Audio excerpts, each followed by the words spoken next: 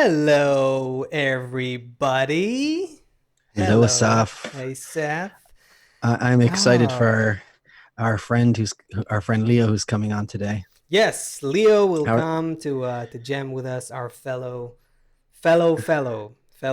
our KabU fellow instructor, Kabbalist, our fellow fellow amazing friend. fellow creative mind, fellow great You may remember friend. him from such great clips as Was I a Monkey? What was the clip? The monkey clip. Yeah, something like that. So how are you doing? How's Israel? I saw you guys had some um, riots, so we were feeling camaraderie. catching Oh, up. Yeah, catching yeah. So up you with had you. riot. Why were there riots in Tel Aviv? Depends who you ask, I guess. You Just in know, general, you can high say level. the economy, you can say it's politics, you can say it's both, you can say it's neither. It depends. Was Rioting there in anything general. racial? Anything racial to it? Not really. No, no. It's more like, yeah, political, economic, and anything in Yeah. between.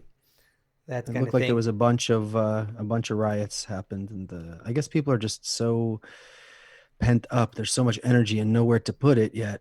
People don't know what to do with all this energy, so it's a good outlet to go riot in the streets. I see also you guys are getting a few dollars from your government, enough for a sandwich. Maybe they're going to give a handout. Did it pass? They're still fighting for it. It's like the but equivalent of 300 US dollars, right? What they're going to something give like, you? yeah, there's like a it's really like And stock there's up on like, toilet paper and seltz and sparkling water. yeah, get yourself a beer and enjoy the quarantine days. That's basically. So it didn't pass yet. I think it did. I think it. I'm not sure actually. I think it didn't pass yet, but it should. But again, it really is kind of Well, funny, like the whole if it does situation. pass, and Yeah. if we did have a merchandise section on our uh, on our on our non-existent website where we were selling our non-existent merchandise, one thing that we should sell to all of our friends. First of all, hello friends. I'm going to tell you what we're Yes, not hello selling, but if we friends. did, Hello anyone watching yeah, us, YouTube, Facebook, wherever you are in the world. Tell us where you're from. Tell us where you're watching from so we can do a global check as we usually do somewhere in the middle of the show. All right. okay. So if we were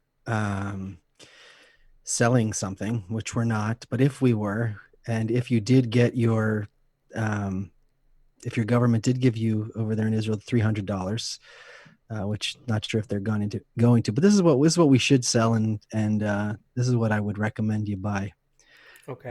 a filter that you can put over all of reality. Mm, And what this filter, yeah, and what this filter does tell me is more. you put the filter over all of reality. Maybe just put it in front of your eyes. Maybe you could just like put it on in front of your eyes or something. Well, And what it isn't that does is, isn't that sorry to cut you. It's like, isn't that a yeah, funny thing though? What you just said.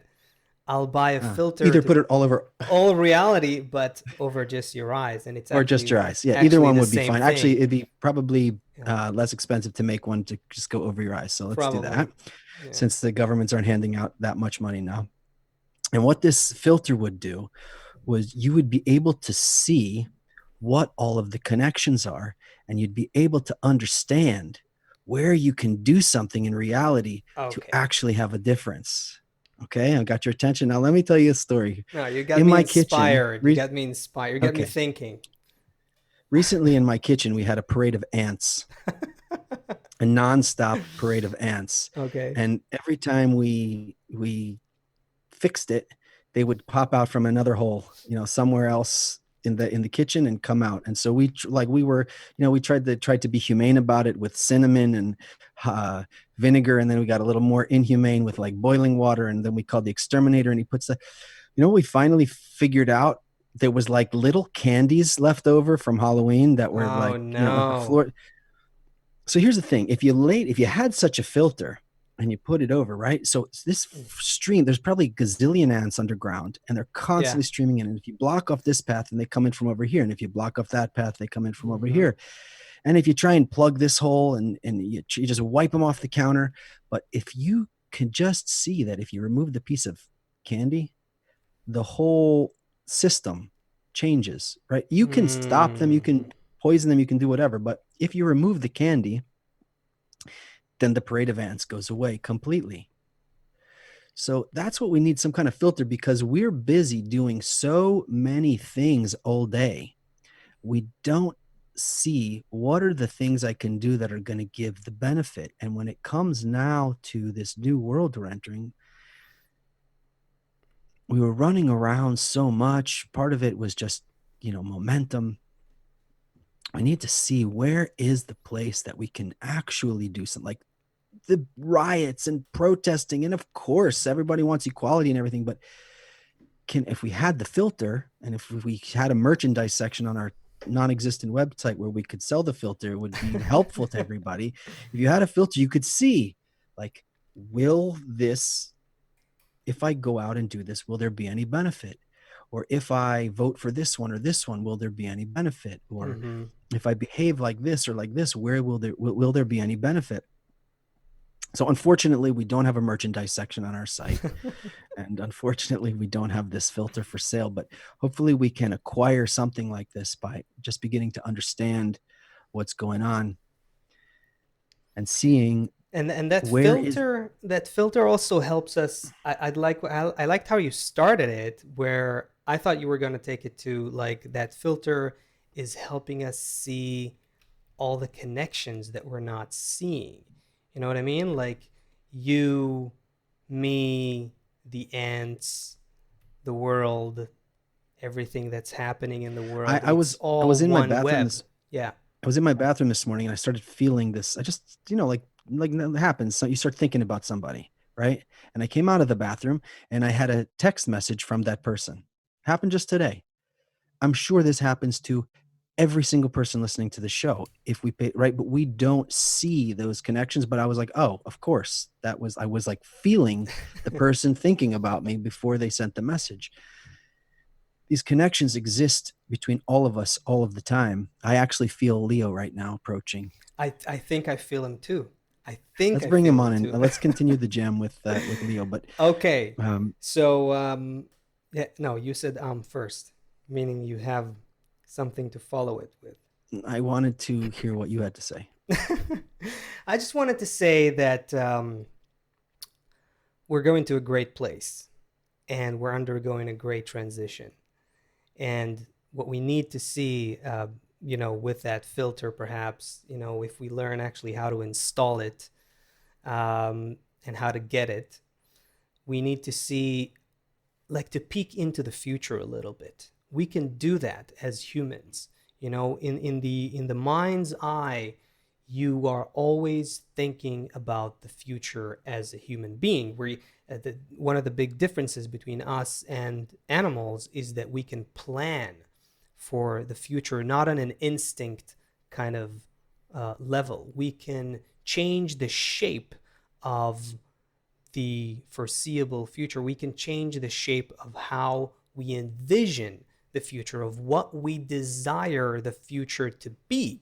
And what we need to recognize is that nature is pushing the future to be something, and it seems like it, on the whole, are not heeding the message. We're not envisioning the future the way nature is pushing us towards. And Mhm. so that is what we need to start doing, to But start there's a thinking about reason our for it. future.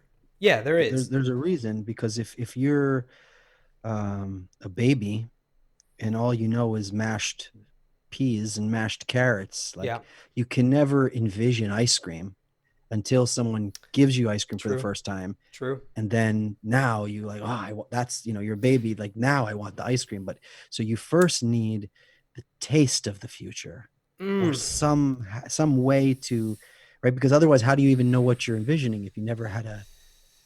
You know what? That's a tricky thing to talk about, because on the one hand, yeah, none of us knows how the future of humanity is going to look like. That's a given. I agree. But we do see patterns that you cannot deny.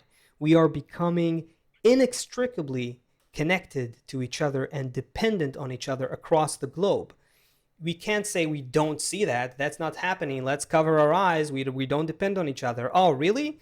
Well, someone eats a bat in China and everyone gets sick around the world. This is, our economies are interdependent, our politics are interdependent, our emotions are interdependent. The way information now travels also through the internet and everything, we've become this one thing. Are we thinking about ourselves in the future as one thing? Are we planning towards living and being and breathing as one single interconnected humanity? Do our leaders take that into account? You know, So it's a here's an question. exercise for the audience in that.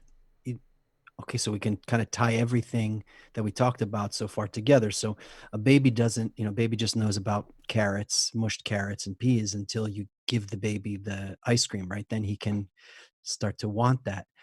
So we're saying a person doesn't even know what we don't even know what to want because it never happened, this kind of future. However, we also said that all of our thoughts are connected and we're all connected, right? We start to feel somebody before they text us or something like that.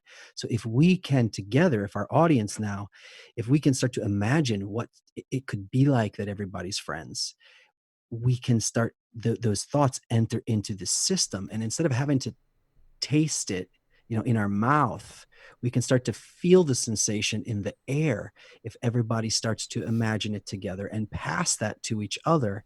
And then we don't even need to go out and get everybody to buy our filter on our non-existent website in our merchandise section, because just through thinking about this future, just about thinking about it, just the way I got that text message this morning from someone, it enters into the network. And if we have enough people doing it with enough inner power, then everybody starts to feel a possible future, a good possible future out in front of us. So let's bring Let's do it. I'm out. another I'm going to go. let's bring another part Got into the work to do. network. Let's bring Leo into the network here. Let's bring him in. Okay. Super powerhouse in the network. Yes. Everybody get ready for the Spiegler. There we go. We see a tree. That's a start. Not just a tree. Hello. What's up, Leo? Hello, hello. You would look How are 30%. we? How are we? You'd look, yeah. How are we doing? And by the way, if you want to look more professional with us, put on some headphones and put a mic in front of you. Okay, there we go. Now it's a pro podcast. There we Okay. go. No, I don't. Yeah, I like to hear you with that. Okay. Did you manage to hear some of the words that came out of our mouths in the last few minutes? No, I was. That's why I told you to let me linger in the background here. I couldn't. By the time I went to Facebook to look for you, I was. No, good. That's a good thing. Okay. Because we want to ask you, I think, tell us, how do we envision the network that we're all part of? We were just talking about, if we had the filter like that we could put over our eyes in this day and age and in these trying times that we're all in, and we could see all the connections and we could see the certain causes and reasons for things that are happening, then we would know what to do. And clearly at the moment, not only we don't know what to do, but we're not even, as a global society, we're not even envisioning the future based on our connection and our complete interdependence. So as someone who does, should I say, envision the future that way, tell us something. Where are we going? What's on your radar? You remember? Remember all those years ago, we were working on Crossroads, and, Sure. And then we were, doing some screenings. So I met in one of the screenings, I met this guy who was a futurist, and it's a great job if you can land it, be a futurist, especially if you focus on 10 years into the future. Then it's hard to you can get paid pretty well, at least for the next 10 years. And he was. I'm not downplaying the importance of the future, of people who think about the future. I was fascinated with the future, since my early age, and I actually went and I tried to interview Arthur The C. Clarke, future. who was a great, yeah, he was a sci-fi writer, was a great extrapolator. 95% of what he extrapolated about the future actually came to be, right? So I like that part. But the reason I'm bringing this person up is because we were talking, and I was trying to talk to him about that web of connections that you mentioned, and that was years ago, right?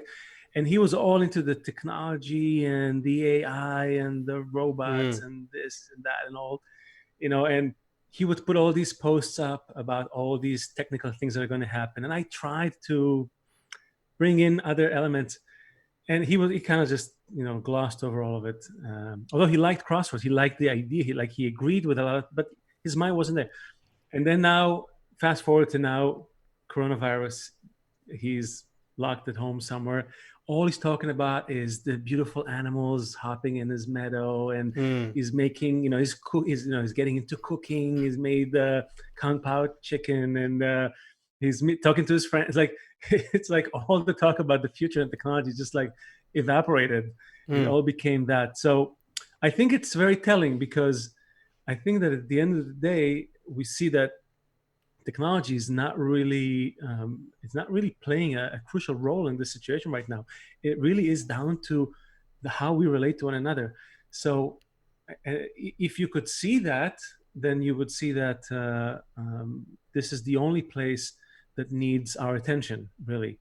And if we actually agree to do it, agree to spend some time on that, you can find everything, like all the future technology. It's all hidden in that place. Ooh. So that's what I think. Whoa. You just said something that I think is kind of mind-opening. Technology, the real technology or the future technology lies in that web. And that's kind of what Seth was starting to talk about as well. Maybe we can develop this a little bit. Seth, you were saying also how, it's funny that, you even thought about someone today, and then that person called you. And some of us always, we experience things like that. But let's talk about that technology. What is that But when technology of connection? Let's try to speak about that. when we start to have an idea about something, right? I just had an idea. Yeah. It is, well, you could even go back, like you could make it super simple, like, oh, I want a pizza or something. Those thoughts come to you because you were fed advertising throughout the day or throughout the week, and so then when you're hungry, you do Right. that. But even bigger ideas that we have, I just had an idea. These are things that are in the system. It doesn't just come from nowhere. Energy is not destroyed or created. The energy is in the system. So when Leo's saying, like, well, technology is not playing such a big role, of course, we're connecting to Zoom and we all have phones and things like that, but really it's all serving whatever we're doing, right? If we want to rally to destroy something, we'll use Zoom to figure out how to we'll all meet at 8:00 and we'll tear down a statue. If we're going to use the technology to unite people from 40 countries, like that's happening here, and everybody's trying to envision some future, and we'll see, literally, like, as we think about this more and more, you'll see politicians talk about it, and you'll see all of a sudden a celebrity talks about it, and you'll see some idea pop up somewhere, because there is a network. And unfortunately, we don't have on our merchandise section of our non-existent website the filter that you can put over your eyes to see all of these connections and how the thoughts enter into that network. There's like an internet between us that exists, and we don't understand it. This is one of the most important things we tried to speak about for the first 3 months of the coronavirus, is that we were constantly feeding into that system negativity towards others. Just, I go out to work in order to get something for myself. In traffic, I want to cut somebody off from myself. I go to the grocery store, I'm trying to get in front of someone else. Every relationship was about what I can get for myself. And that led to the world that we had. And so now the point is, from the 0 point, everybody back in their house, how do we emerge back into the world with a new software? So the virus is not just revealing the network, it's revealing to us the network of connections between us. That's one, but it also gradually pushes us to move from matter to spirit, from our material bodily existence and perception of reality to a more kind of subtle, sensitive perception of what reality is. And it's actually very interesting when you think about the quarantine and the lockdown and social distancing, which is now playing out again. So many countries are now once again entering the second quarantine. And so the virus pushes us away from each other physically, but because it reveals the network of connections between us, helps us see that we're dependent and connected to each other, then it enables us to start moving towards each other internally. Like you said, I mean, if we could start caring for each other, that would mean that we're starting to get closer to each other, even though we're physically apart. And maybe if we would start doing that as a human species, maybe we would get some positive feedback from nature itself. Maybe we would start to see that this whole virus is a natural balancing act of the system that is trying to balance its part called the human species, trying to push it towards balance somehow. But we have to do our part. We have to add our conscious part to this whole dance. And so if this is true, then we're supposed to disconnect from each other physically. Social distancing is something that's happening now globally, not just because some health experts came up with this idea, but this is something that's been brewing within nature to help us human beings find a deeper, more internal, less material, less physical kind of concern and care for each other that is missing in the whole system. And that is the technology, I guess. I don't know. Cut me off here, guys. Just add. It would be great if we could have maybe it'd be really interesting to do that, to go through the shows and see what is kind of the temperature, the barometer of the public. Like at the beginning, in general, of course, people died and things like that. But if we just looked at the all of humanity, um, at first it was like kind of, oh, this is exciting. Something's changing. People started even relaxing a little bit. Of course, there were people scared and things like that. I'm just talking about in general. It was like, oh, less traffic. Oh, look, there's dolphins in the river. Oh, there's more birds outside, right? And then it kept going, and now it's like, okay, what am I supposed to do with my kids? Okay, what am I supposed to do with my work? Right? And then came the riots, and then came the contradicting messages in the actually, I don't remember if that came first. We could go back to our episodes and remember, all of a sudden it's like they're telling us to do this and they're telling us to do this. Okay, this one's saying this and then this one's saying this, and all of a sudden we're totally confused. And then maybe I think the riots came after that, and now it's like this, almost like an inhale and exhale, and still, well, it seems like the thoughtfulness around what's going on went away. There seemed like there was a lot of thoughtfulness, and maybe we missed an opportunity. You just, I don't know. I think. Yeah, go ahead. Yeah, I think that in the real world, people. Where is that? Which one's the real world? Yeah, where is the real world? Oh, outside the window. Okay. Yeah. Outside of the matrix, people are or inside scared. of the matrix. Yeah. Oh, inside the matrix, yes. They're scared. They're uncertain. They don't know. I heard. I think it was even before the whole coronavirus started. I was listening to the radio one day. I don't remember when. It was like in the last couple of years. And someone was saying that they're very angry because they don't know what's happening. I was like, someone on the radio was like, I don't know what's happening, and that's annoying. That's frightening. And we're laughing about it, but it's true. I mean, the only reason why the world was sort of going the way it was going, like the only reason people weren't at each other's throats really around the world, is because there was this there was a collective imagination of where we could be going, right? Like, okay, I know I work hard, I study hard, I get married, I have kids, I find a job, I try harder to do this, that, the other. And sorry, my son is like, so there was this image of, I know if I exert a little more in this direction, I'm going to go up one step. I can get promoted, I can be the president, right? That kind of thing. And now people don't have that. They don't have that next level to aspire to. Even if they never get there, Let me ask you lack a that simple common question. vision. If you could have a world where everybody behaves as friends tomorrow, right? You go outside and your neighbors behave like friends towards you. You go to the market and everybody behaves like friends to you. Or you can go back to the old world where an environmental crisis was looming. There was all kind of wars brewing, but you had a paycheck in the bank and your rent could be paid. Which one would you prefer? I guarantee you, most people prefer the old world. Okay, so The fact right. that the new world has an allure, but they don't know how. They can't imagine how to get there. And So we also can't imagine, what are you talking about that people are going to be friendly to each other everywhere, right? What are you talking about? That's yeah, it's like that. impossible. It's like that scene from Reservoir Dogs, right? Like, who's going to put the gun down first? Like, Mm-hmm. you don't. But Okay, it's but- free.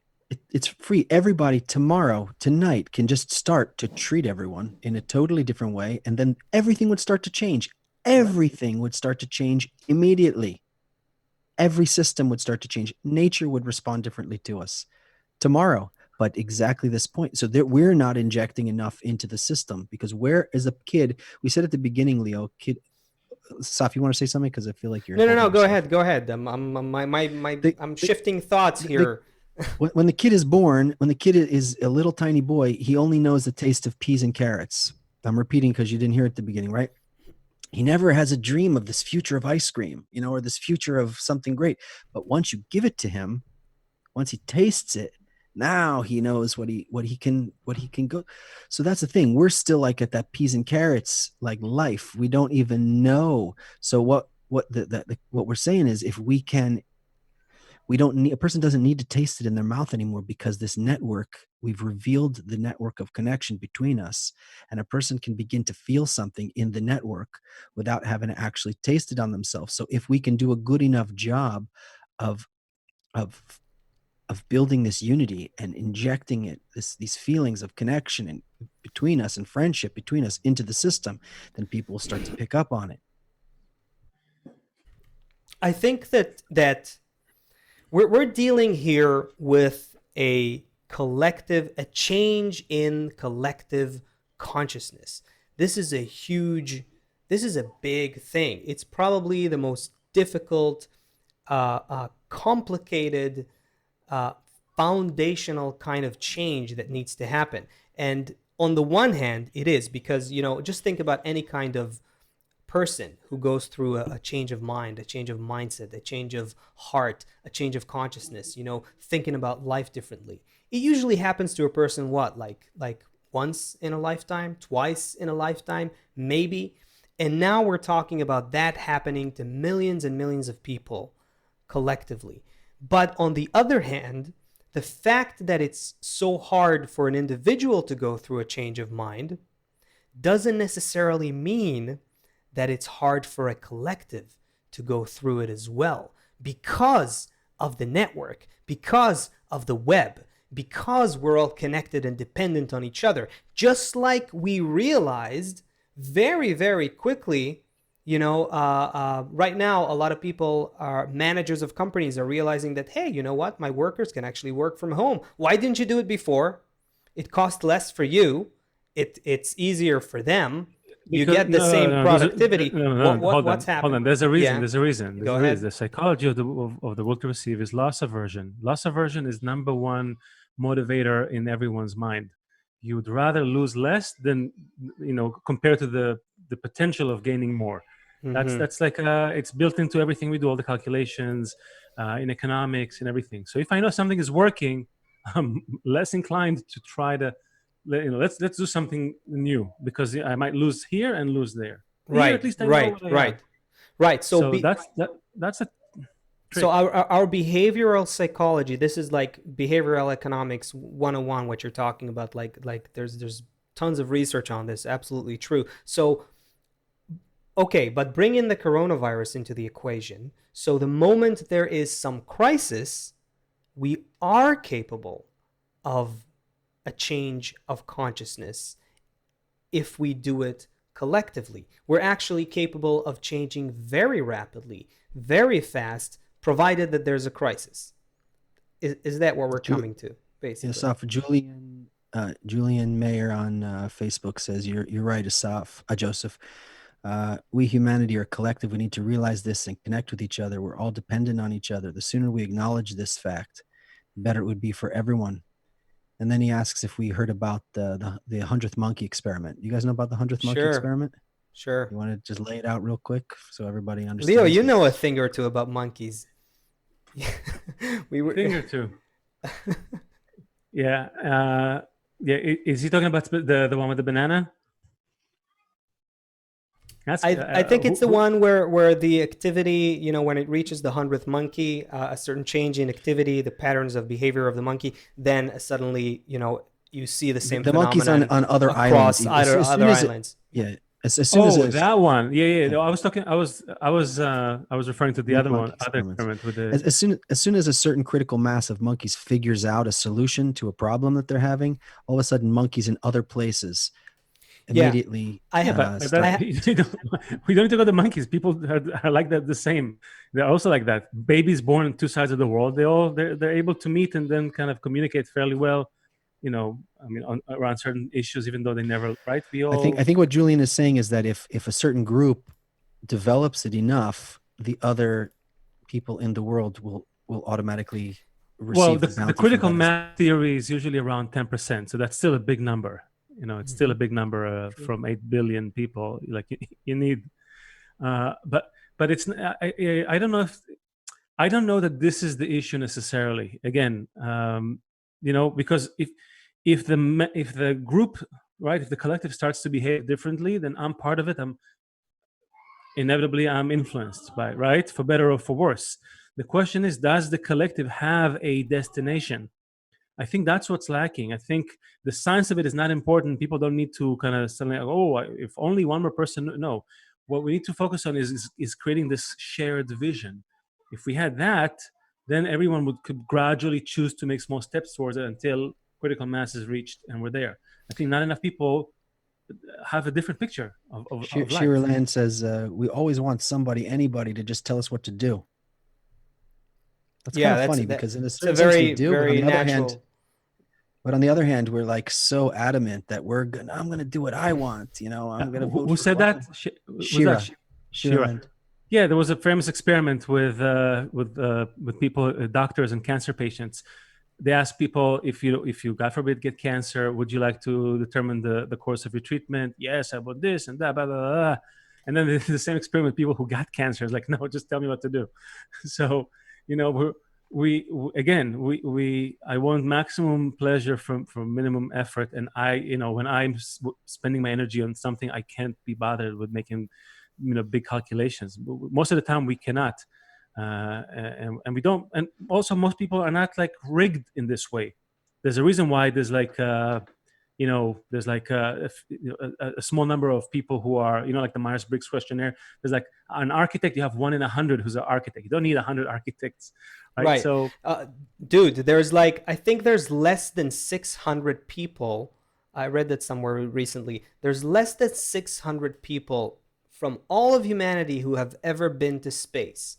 But so much of everything and all our technologies today are based on our understanding of space and the fact that people were in space. The fact that's a great example. That's nothing, compared to But that's a great example. Yeah. That's a great example. I remember that we talked about years and years ago with my friend. The fact that so many people work together to put one person in space, or like whatever, a handful of people in space, shows that the shared vision can do that. It's that that's like, and I think that's that was a proof of concept of the power of Western civilization compared to Eastern, for example, where they don't have that big pyramid pushing one person to the.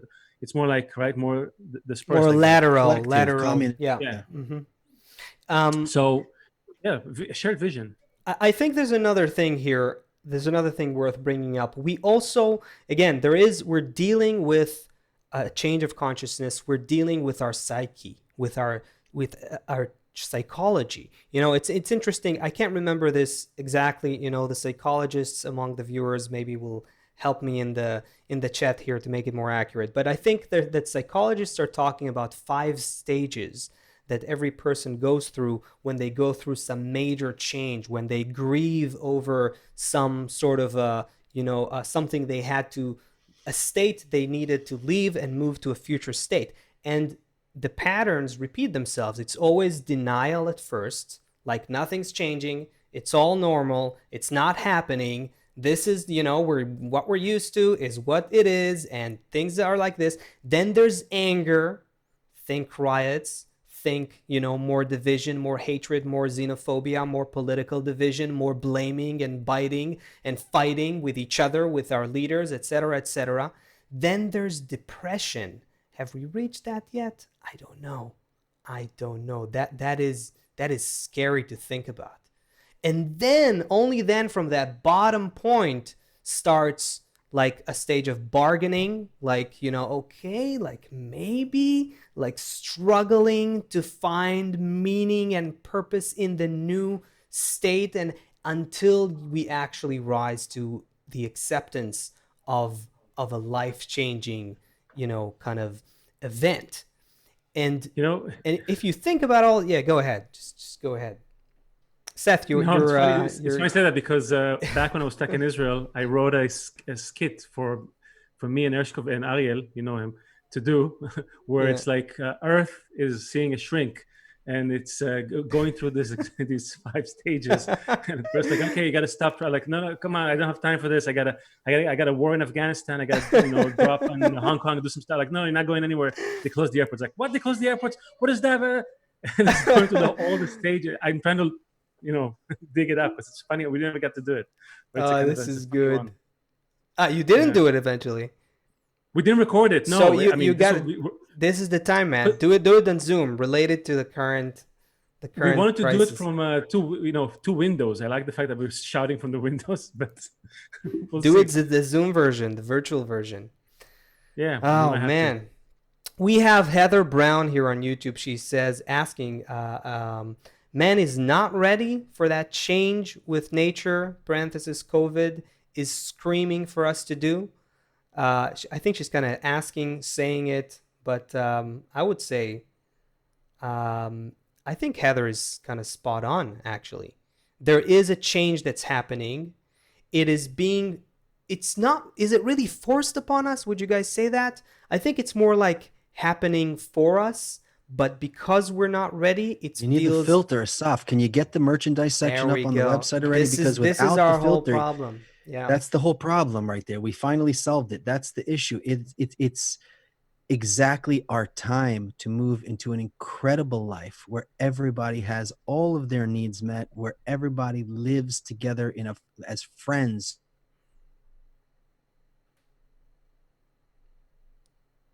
Whoa, Seth froze.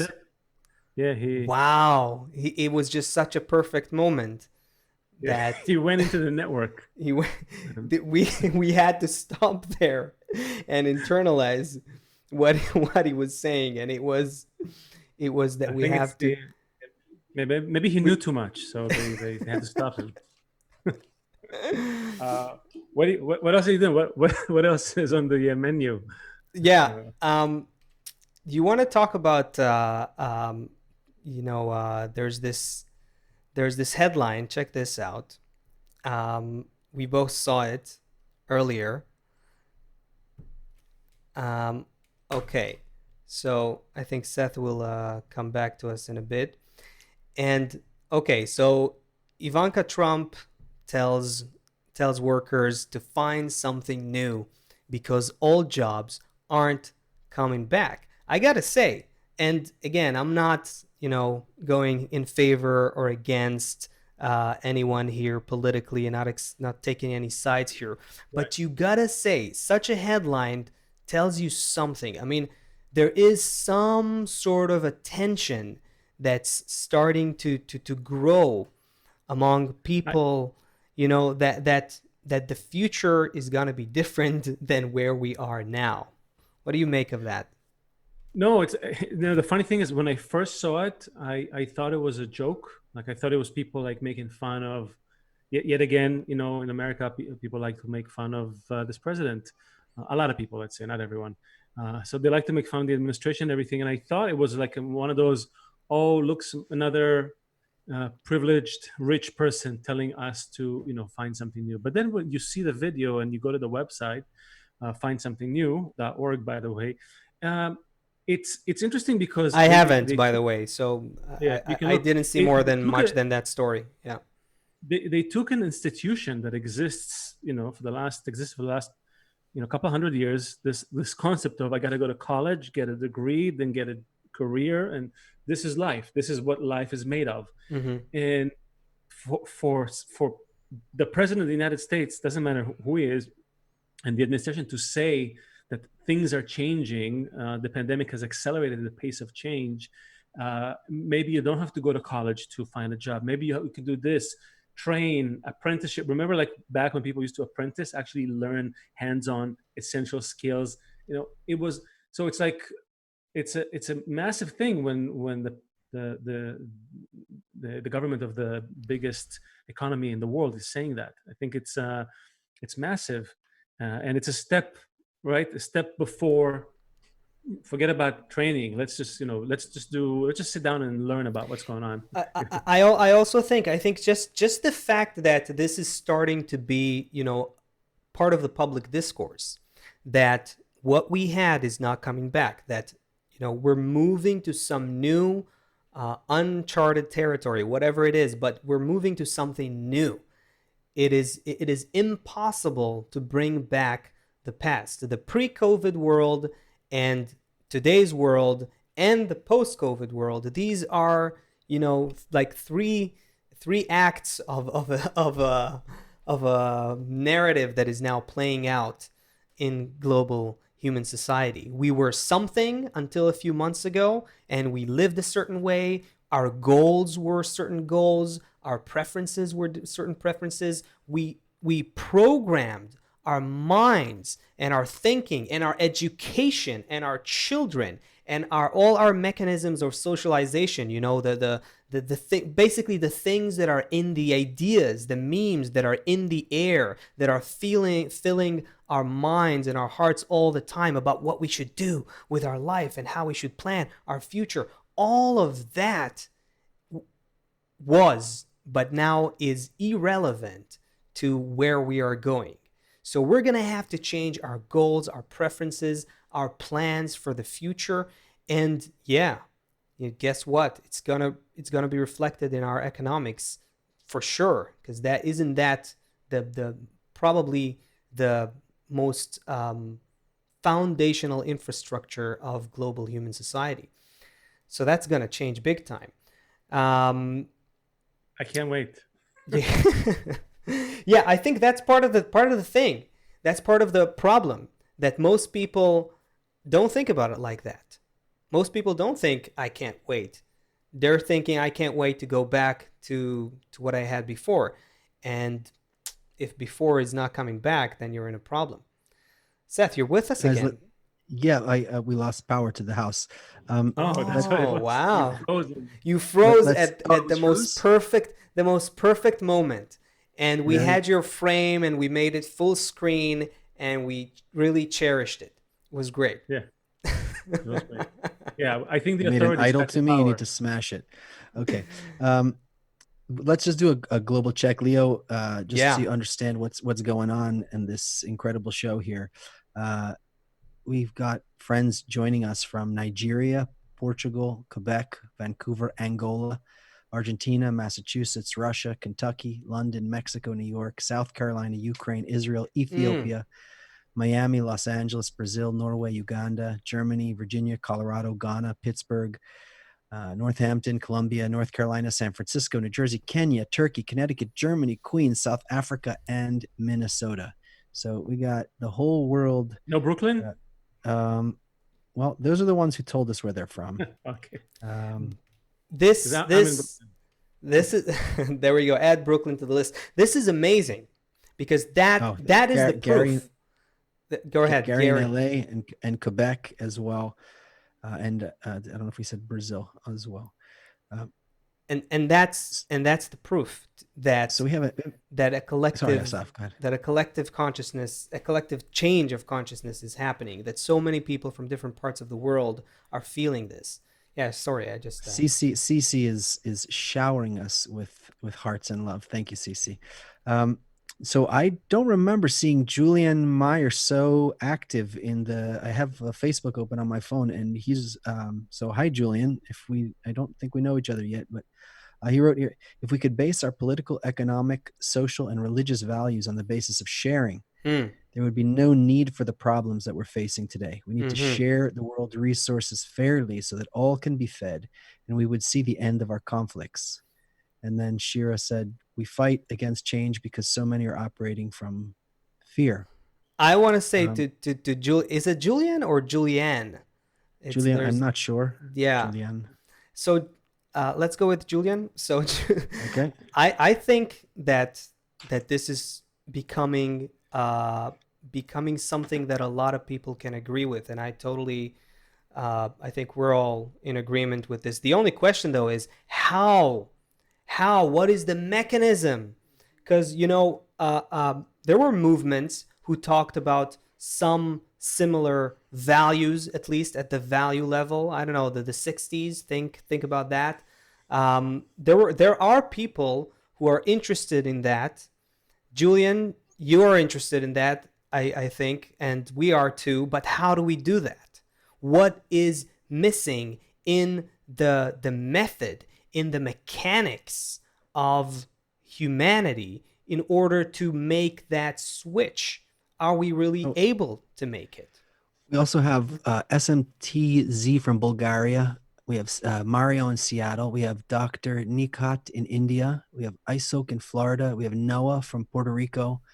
So everybody, let's do this. When we're together like this, and everybody here is so different, different colors, maybe different sexual preferences, different political orientations, all these different kind of things. But when everyone wants to feel this new world, to enter into this new world of good, into a new world of love, into a new world of care, let's think about it. Lisa is from St. Louis, and Sheila is in Indianapolis. Anna, hi Anna, in Brooklyn, and Ina. Let's think about it more and add something here, and try. Let's even try this. If somebody adds something, so add it in your thoughts and in your heart first, because that's how it enters the network the most. Then publish it, advertise it to your friends here, to the others with us, and let's try to not just for the exercise of being here together. And Asaf, myself, and our guests are always trying to do this. Instead of, even if we disagree, negating someone, let's see where we find some common ground and add to it in some way. And then we start building like this castle in the clouds, so to speak. We start building something. Everybody is adding something to this common thing. Instead of this can be a place for us where we're not just struggle. Oh yeah. No. We all have different opinions. According to nature, we're all different, but we're building something common. Without, this is a place where we're not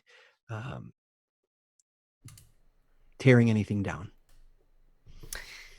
So Julian, in response to the question I raised, says we are able. He also mentions that the UN has a plan and it only needs to be established. What do you think, guys? What needs to happen for us to actually start changing how we live on this planet? Leo, I think you had an answer brewing there. I have an answer. Yes, I think history is always a good place to look, because there's a lot of patterns in history, and I love patterns. I think what's needed is there's two things. One, as I said earlier, is a common vision, and I think you guys are doing a good job at it. There are many people who are doing a good job at creating that vision, the vision of unity, of mutual support, all of that. And the other thing is to understand who is the real enemy that is that we need to kind of unite against. As Seth mentioned, any movement that will be established on the ruin of something else will eventually get ruined itself as well, because it's a balanced system, right? It's a closed system. If you destroy something, you get destroyed in return. Maybe not tomorrow, but eventually. We see it in all the revolution, all the violent revolutions. They always brought the demise of the organizers, right? So it has to be a movement towards wholeness and unity, and you have to realize that the enemy at the gate is not someone else. It's something in me. Each one of us has a little bit of that egoistic desire, that self-love, and we have to unite around against that. And if we do combine these two things, have the vision, and then find a method that we have an idea for a method Found that one. can help us with this, right? That can help us with this, with this common enemy. That's it. We're home free. It's pretty simple. So these 2 points have to be conveyed to the world, and it's done. Okay, so I'll also add that I think the main thing that we need to learn how to take advantage of, even, and that we totally didn't do for all of history, and only now we are able to do, is become conscious partners with nature's plan. And that is something that is beyond our views. It is beyond our worldviews. It's beyond politics. It's beyond opinions. It's beyond who said what, or what side are you on, or who has a plan or doesn't have a plan. All of us are subject to nature's plan. And the fact that we, grew apart from nature for thousands of years and learned how to build our own modern society with our globalized economy and our transportation and communication systems and all that, it doesn't mean that we are outside of nature or not subject to nature's laws. It only means that we have become conscious enough and independent enough to now start discovering in a conscious manner what nature actually wants from us. And from the Kabbalistic perspective, which we all here, all three of us are very familiar with, this pandemic is it seems right now, it seems that it's becoming worse, right? The second wave is coming. It starts to have a major influence on our economics, on our politics. And if we know nature's plan, which, the virus, which is a certain kind of program, is part of nature's program. If we understand the bigger program, the complete program of nature, then we can actually see where this is taking us.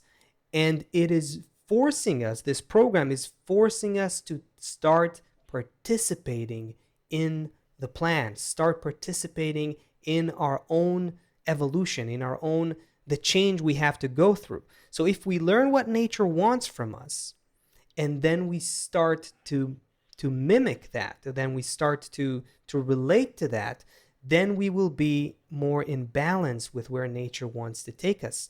And we can go through the whole process in a much smoother, pleasant kind of way. And that's not something you'll hear from any leaders, at least for now. So, we still have work to do. There's a bunch of comments about different kind of, like, I think green voltage independent may be talking about like green energy and Sure. different kind of things. So something else to think about, and someone else said something about organic. So when you're trying to apply this, and I saw earlier somebody asked, I got angry today, how do I deal with that from the Kabbalistic? There's a lot to be said about all these things, but Yeah.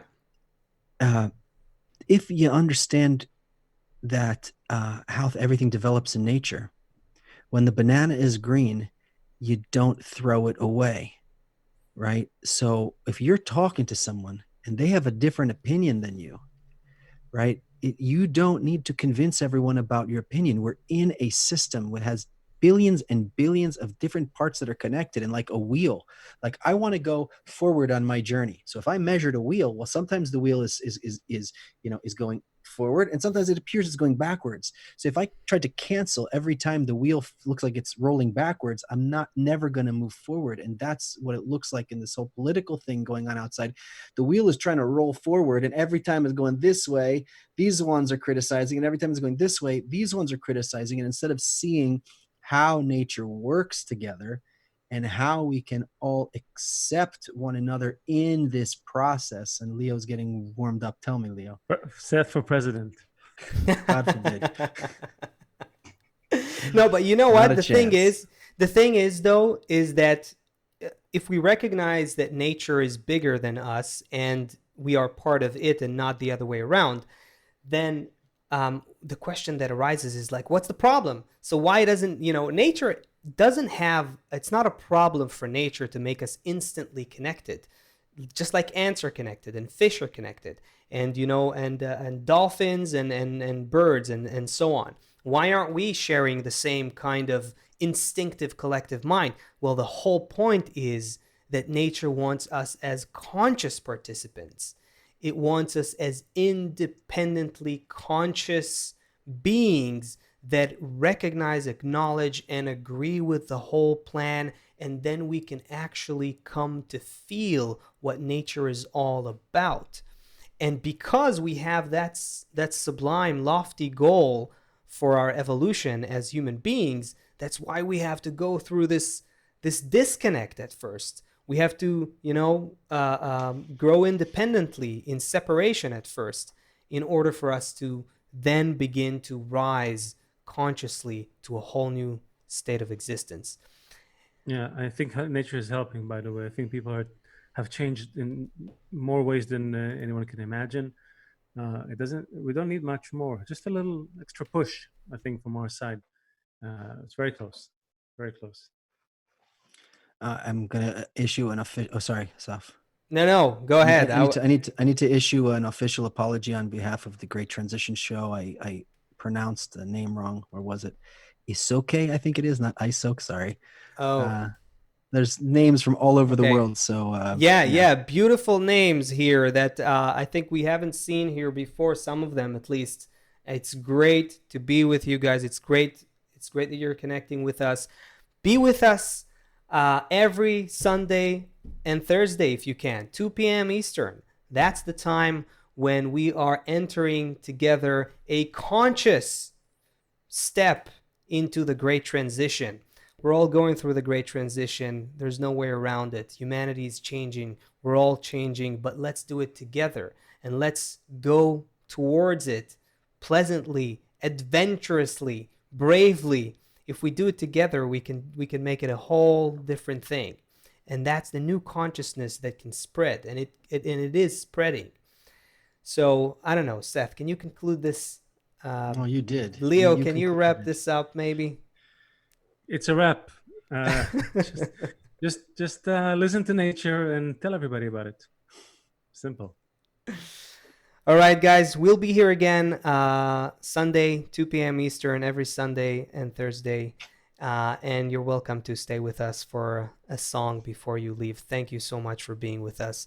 The Great Transition will be here again Sunday, 2 p.m. Eastern. So, bye, everyone. Thanks, Leo. Thanks, Asaf. Thank you, guys. Thanks, Brandon. We do it together.